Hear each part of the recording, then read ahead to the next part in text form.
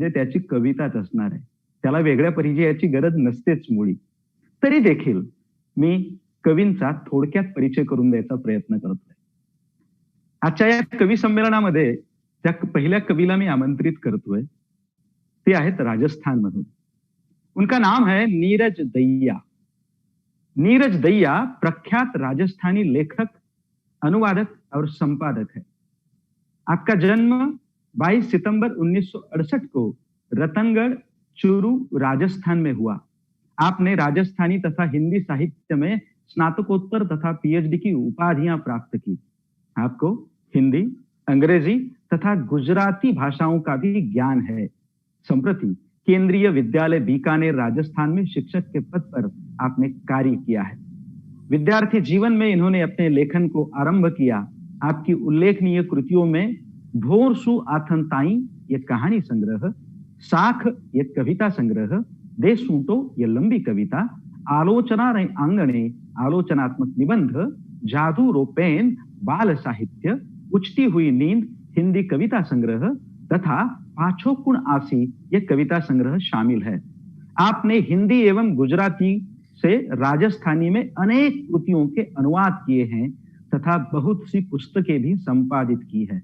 आपको आमंत्रित करने से पहले आपकी ही रचना की कुछ पंक्तियां मैं रखूंगा.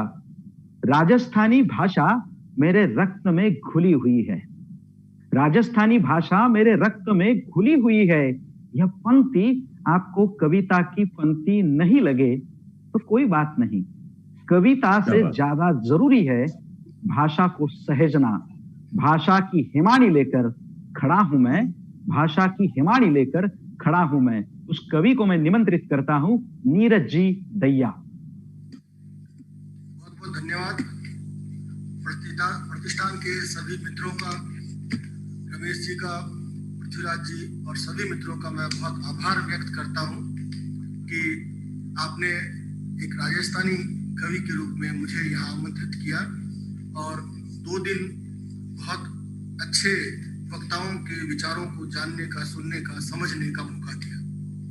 अभी हमारे जो संचालक महोदय हैं, जिन्होंने जिस कविता का अंश वाचन किया, उसको मैं मूल राजस्थानी में आपके सामने रखना चाहता हूं ताकि आपको राजस्थानी कविता का आस्वाद पता चले. कविता का शीर्षक है रगत रड़ियोड़ी भाषा. राजस्थानी भाषा मारे रगत रड़ियोड़ी भाषा है. राजस्थानी भाषा मारे रगत रड़ियोड़ी है. आ ओळी जे आपने कवितारी ओळी नहीं लागे तो कोई बात कोनी. आ ओळी जे आपने कवितारी ओळी नहीं लागे तो कोई बात कोनी. कविता सु पहली जरूरी हुए भाषारी संभाल. कविता सु पहली जरूरी हुए भाषारी संभाल. भाषारी हेमाणी लिया उभो हुए. आपरे मुंडे फूल झड़िया मरगी राजस्थानी भाषा बाल दी राज उनने बरसा पहली. कोनी राज री मान्यता कोई बात कोनी. जद मरगी भारी भाषा फूल चुगने दूजो कुण आसी. वो पक्को है कि आप आपरी जीवती भाषा सु बित्ता कोनी जुड़िया जित्ता मैं मारी भाषा सु. वो पक्को है कि आप आपरी जीवती भाषा सु बित्ता कोनी जुड़िया जित्ता मैं मारी भाषा सु. जे आ बात नहीं होती साच तो इसी अब की घड़ी फूल झड़न सु बचता आप. आ ओड़ी जे आपने कवितारी ओड़ी नहीं लागे तो कोई बात कोनी. राजस्थानी भाषा राजस्थान यारे रगत रड़ियोड़ी भाषा है. राजस्थानी भाषा राजस्थान यारे रगत रड़ियोड़ी भाषा है. इस कविता का हिंदी अनुवाद पढ़ता हूं, उसके बाद एक छोटी कविता और आपके सामने रखूंगा. राजस्थानी भाषा मेरे रक्त में घुली हुई है. यह पंक्ति आपको कविता की पंक्ति नहीं लगे तो कोई बात नहीं है. कविता से ज्यादा जरूरी है भाषा को सहेजना. भाषा की हेमाणी लेकर खड़ा हूं मैं. आपके श्रीमुख से फूल बरसे मर गई है राजस्थानी भाषा. जला दिया राज ने उसे सालों पहले. नहीं है राजकीय मान्यता कोई बात नहीं. जब मर गई मेरी भाषा फूल चुगने के लिए दूसरा कौन आएगा. यह पक्का है कि आप अपनी जीवंत भाषा से उतने नहीं जुड़े जितना मैं अपनी भाषा से.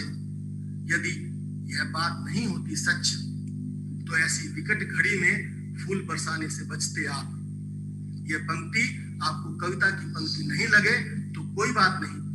राजस्थानी भाषा मेरे रक्त में घुली हुई है। दूसरी एक कविता है, छोटी सी कविता है, गद्य कविता है, और इस कविता हिंदी अनुवाद जो है हमारे कवि डॉक्टर मदन गोपाल लड्ढा ने किया है। कविता का शीर्षक है दीवार।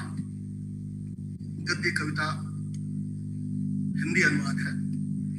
दुनिया दीवारों से भर गई, दुनिया दीवारों से भर गई। एक दीवार वह जो दिखाई देती है और दूसरी वह जो दिखाई नहीं देती। दोनों को आपस में मिलाएं तो ये दुनिया छोटी पड़ जाती है। दोनों को आपस में मिलाएं तो ये दुनिया छोटी पड़ जाती है। पांव धरने को भी जगह नहीं मिलती है। दीवार दीवार दीवार। दीवार जो दिखाई देती है वे तो ठीक है, पर जो दिखाई नहीं देती वह सामने आ जाए तो क्या करें। जो दीवार दिखाई देती है वे सिर्फ दीवारें ही दिखती हैं, और जो दीवारें दिखाई नहीं देती उनके आर पार सब कुछ दिखता है। मतलब दीवारें ही दीवारें दिखती हैं। लगता है दुनिया दीवारों से भर गई है। दुनिया में इंसानों की जगह दीवारों ने ले ली है। दीवारों का स्वभाव होता है स्थिर रहना, पर जो दीवारें नहीं होकर भी दीवारों का काम करे उनका क्या करें। वे साथ साथ चलती है इंसानों के सामने, दिखाई देती, घुस जाती है मगज में। देखो ध्यान रखना, एक दीवार मगज में घुसने की कोशिश कर रही है। लो आगे दीवार, और देखो इससे मैं टक्कर खा रहा हूं। मैं टक्कर खाने के बाद भी मैं लिख रहा हूं, लिखता जा रहा हूं। अब आपकी बारी है और यह टक्कर आपको लगेगी। टक्कर लगे और पता भी नहीं चले तो उसका क्या करें। टक्कर लगे और पता भी नहीं चले तो उसका क्या करें। धन्यवाद, आभार। नीरज जी, मैं आभार प्रकट करता हूं नीरज जी का।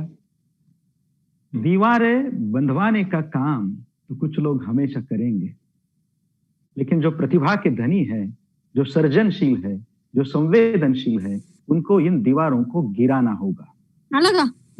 इस दीवारों की गिरावट में कुछ लोग बाधाएं कोशिश करेंगे। बाधाएं आती है तो आए, घिरे प्रलय की घोर घटाएं। पांव के नीचे अंगारे, सिर पर बरसे यदि ज्वालाएं। निज हाथों में हंसते हंसते आग लगाकर जलना होगा। कदम मिलाकर चलना होगा, कदम मिलाकर चलना होगा। और ये कदम मिलाकर चलने का काम कविता के माध्यम से कवि ही कर सकता है। मैं फिर एक बार नीरज जी का कृतज्ञता प्रकट करता हूं और अगली कवयित्री को मैं यहाँ आमंत्रित करता हूं।